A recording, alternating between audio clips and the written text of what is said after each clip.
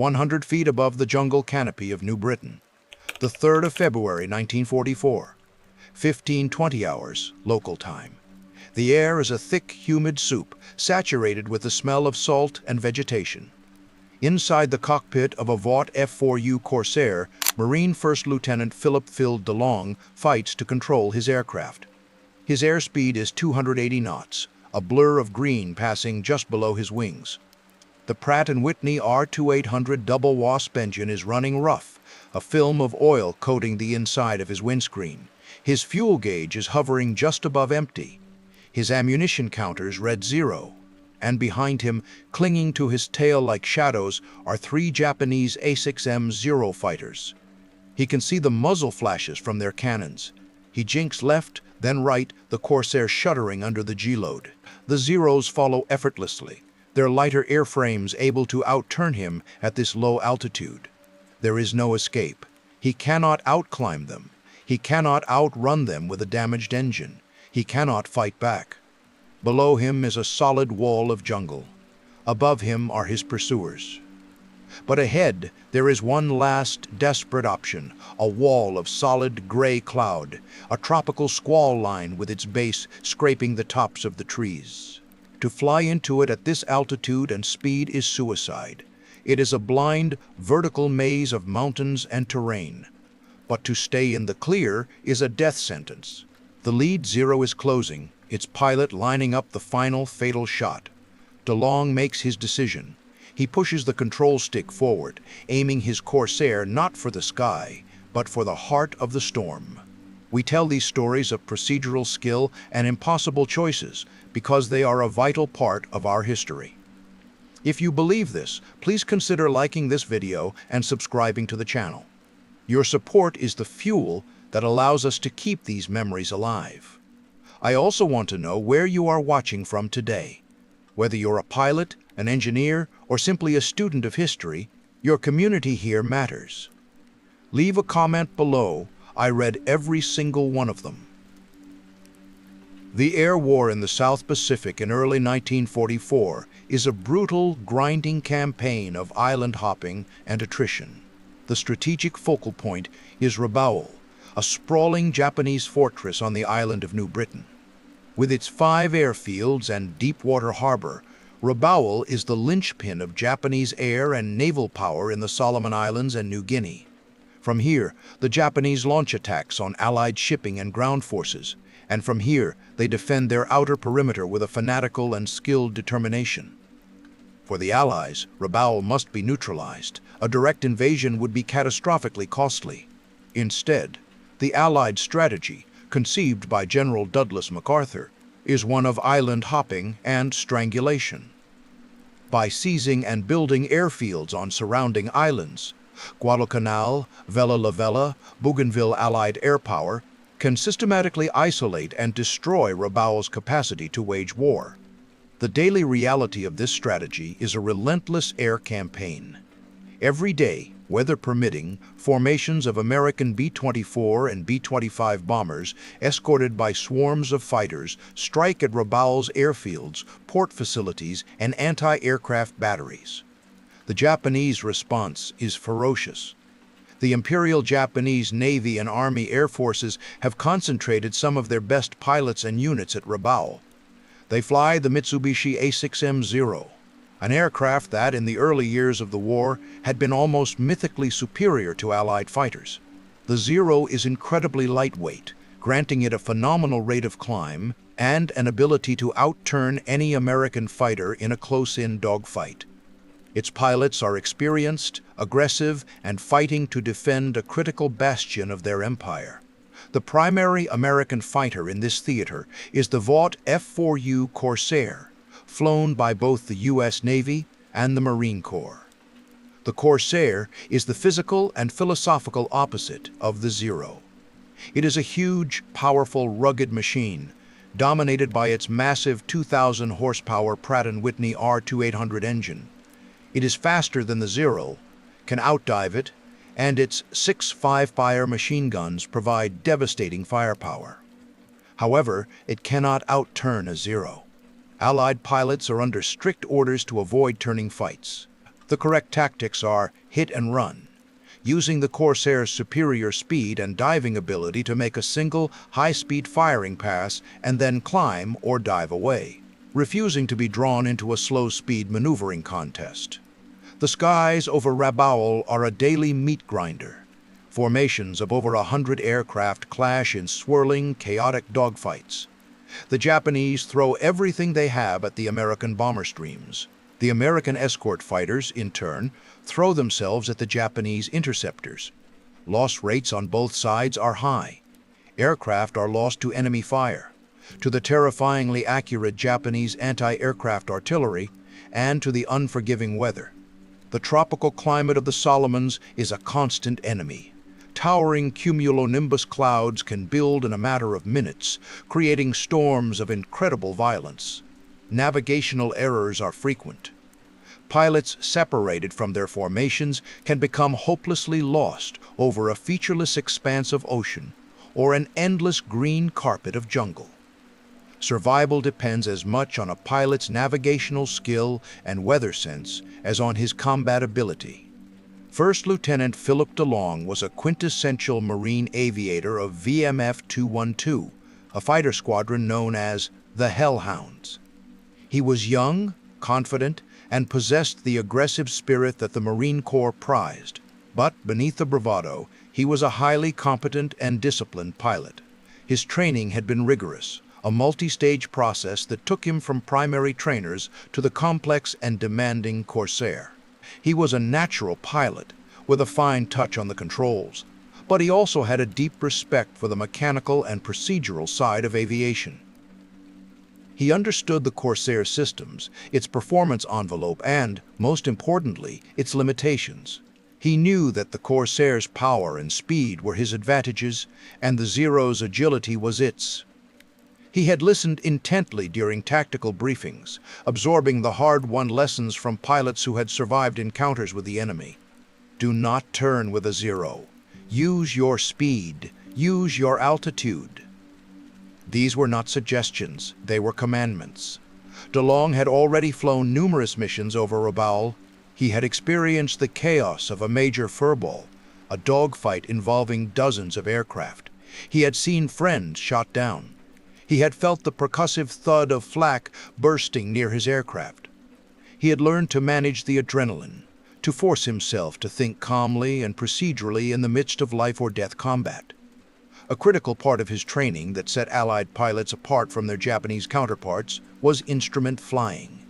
American pilots spent countless hours under the hood, learning to fly their aircraft solely by reference to their instruments, without any visual cues from the outside world.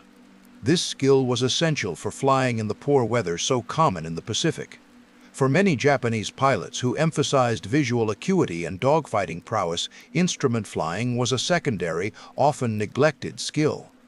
This difference in training philosophy would prove to be a decisive, if unglamorous, factor in the air war. On the morning of February 3, 1944, as DeLong prepared for another fighter sweep over Rabaul, he was a seasoned combat pilot. He was not an ace, but he was a survivor, a man who had proven he could perform his duties under the most intense pressure imaginable. His pre-flight check of his Corsair would have been a familiar ritual, a tactile conversation with the machine that would either carry him to victory or be his coffin. He knew every switch, every gauge, every sound of a healthy R2800 engine.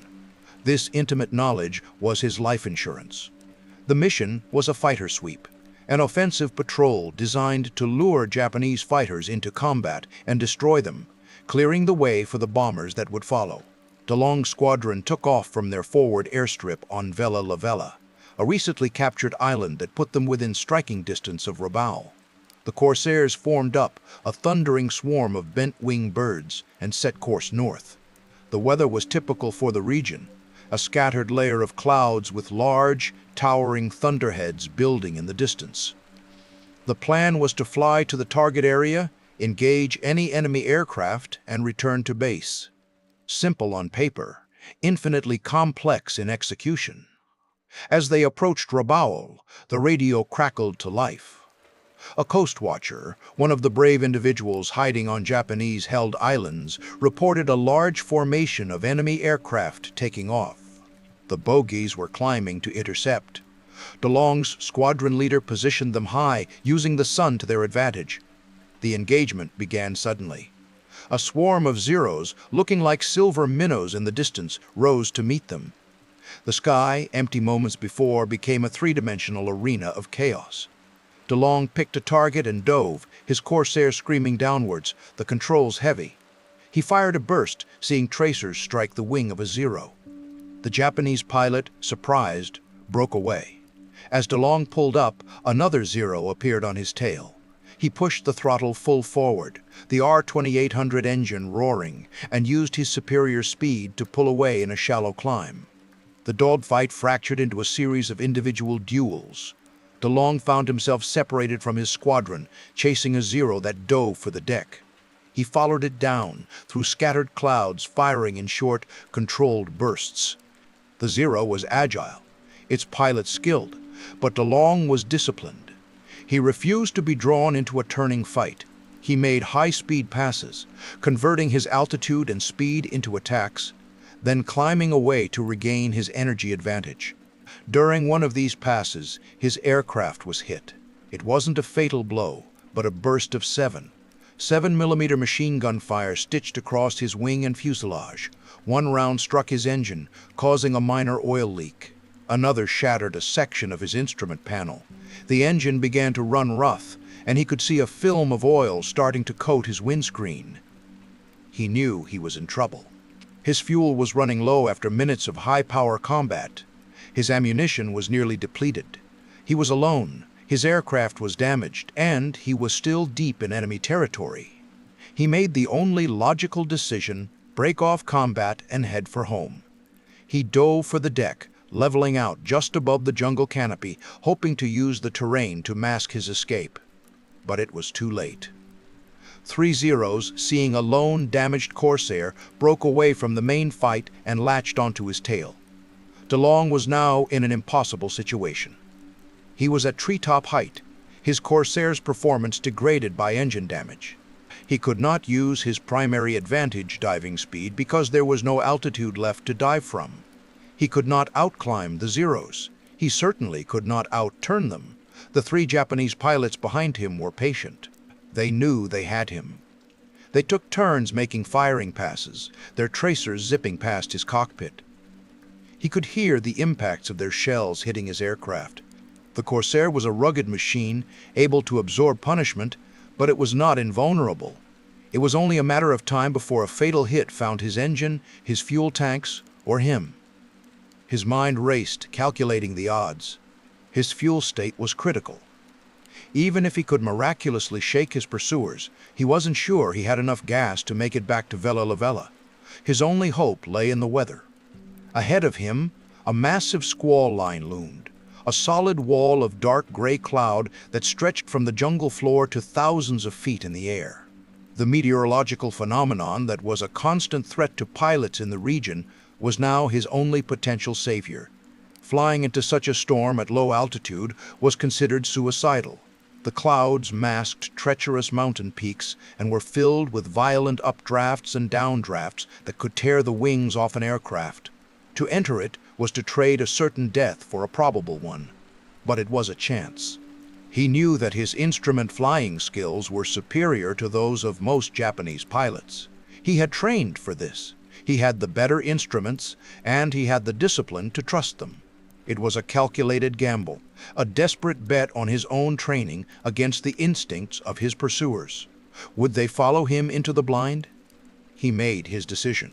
With the Zeros closing in for another pass, he pushed the throttle to its stop, ignoring the complaining engine, and aimed his Corsair directly at the darkest part of the storm wall.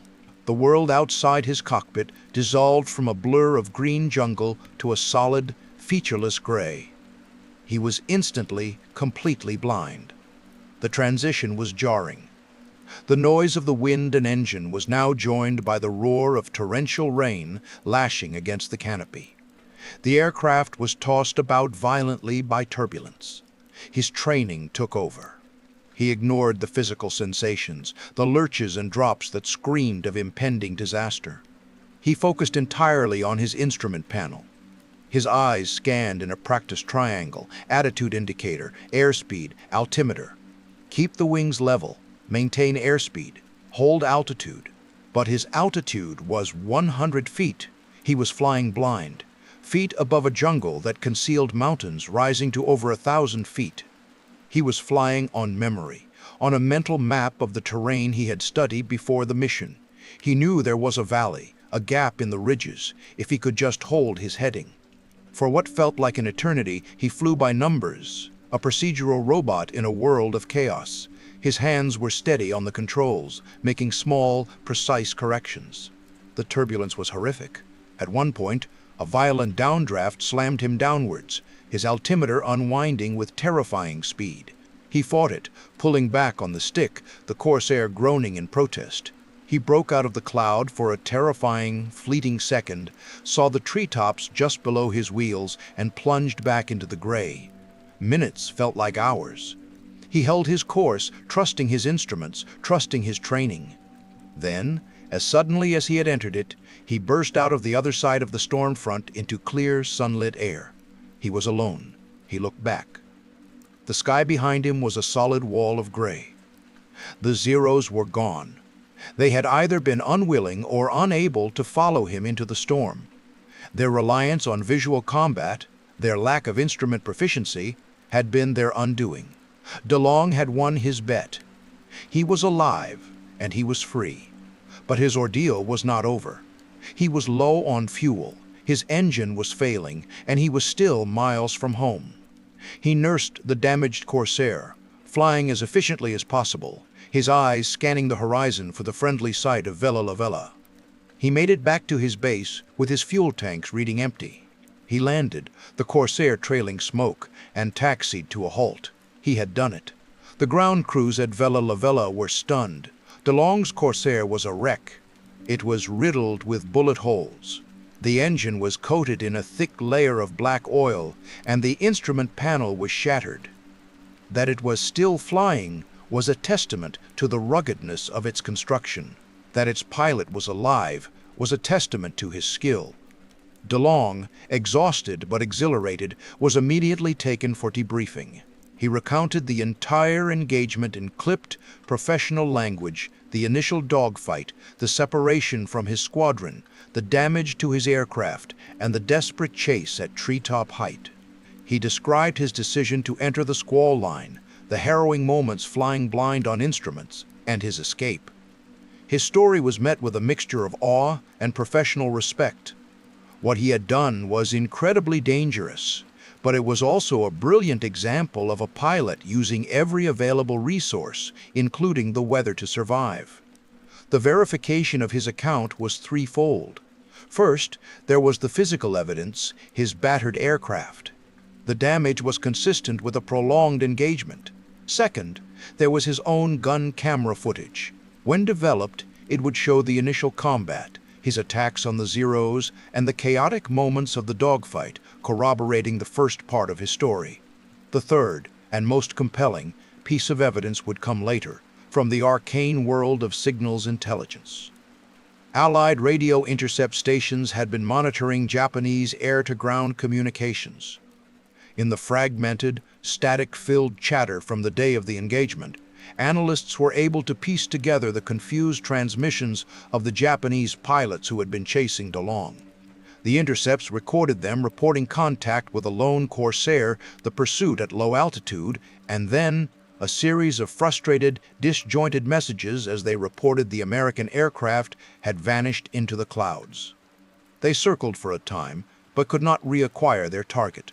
For the Japanese pilots, it was as if their prey had simply ceased to exist. For DeLong, it was the ultimate vindication. His aircraft, too damaged to be economically repaired, was written off and salvaged for parts. But he had brought himself back. For his actions that day, First Lieutenant Phillip DeLong was awarded the Navy Cross, the second highest decoration for valor in combat. The official citation would praise his extraordinary heroism and brilliant airmanship. It was a formal recognition of an act that went beyond simple aggression, an act that showcased the intellectual, procedural, and psychological dimensions of aerial combat. The long-term tactical impact of DeLong's flight, and others like it, was to reinforce a crucial element of Allied air doctrine in the Pacific: the weaponization of weather and the superiority of instrument training.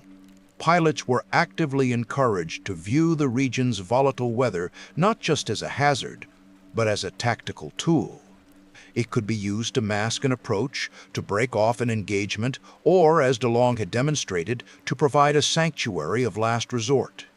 The story of his escape became a case study, passed down in ready rooms and training lectures. It was a powerful lesson that a pilot's proficiency on his instruments could be just as important as his accuracy with his guns. It highlighted a critical weakness in Japanese pilot training and a corresponding strength in the Allied system. As the war progressed, this training gap widened. Allied pilots, comfortable with flying in the soup, could operate in marginal weather that kept their adversaries on the ground. They could navigate vast distances over water with a confidence born of procedural discipline. This advantage, while less glamorous than kill ratios or technological superiority, saved countless lives and contributed significantly to the eventual Allied victory in the Pacific.